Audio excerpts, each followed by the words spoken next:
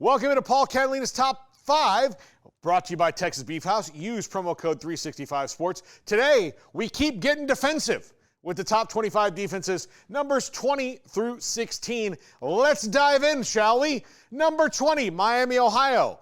This is a team that can hold most P4 teams in check. Now, can they beat them? Probably not. But if you're playing Miami, Ohio, you better be ready to win a slugfest because their defense is swarming. It's tough. They get after you. They stop the run. And I predict seeing some tampered with players over the next season or two if they continue on this track defensively. Number 19, the Texas Longhorns. Stop, pump your brakes, everybody. Just wait. I know that most of you see this as a top 10 defense, maybe even a top 5 defense, and maybe it will be. But they lost a lot of good players, especially down the middle of that defense. When you talk about Murphy and Sweat, that is just a really tough thing to overcome. Now, while I think they've replaced them well, I don't think you can expect the same kind of dominance because of how good their defensive tackles were and their linebackers, that they do have to replace some of those guys as well.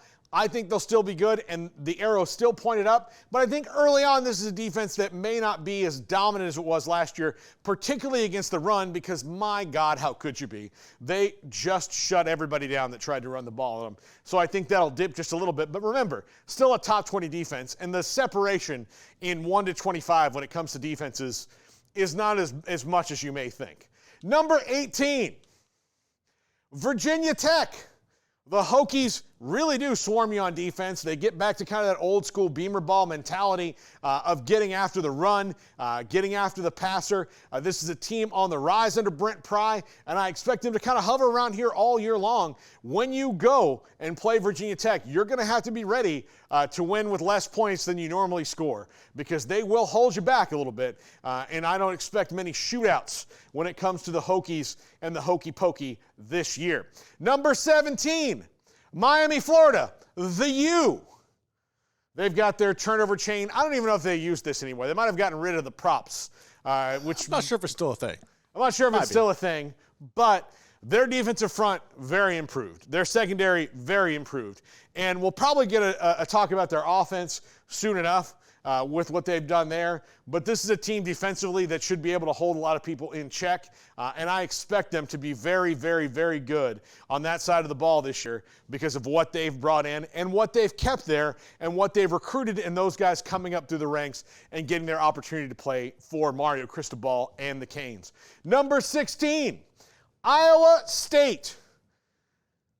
This one I might have ranked higher based on my projection than they are, but I do think they're one of the top 30 defenses in the country, if not one of the top 25 defenses. I just think that this particular Matt Campbell team is going to be really salty on that side of the ball. They've got guys on every level who just like to scrap, and that's going to make them really, really tough to play, especially at home in Ames this year where, look, the theme of the state of Iowa is defense, and we'll get to the Hawkeyes in another top 5, but Iowa State should be tough on defense, tough to run against, tough to throw against, and tough to really get a lot of points on in the red zone because they will lock down on you there.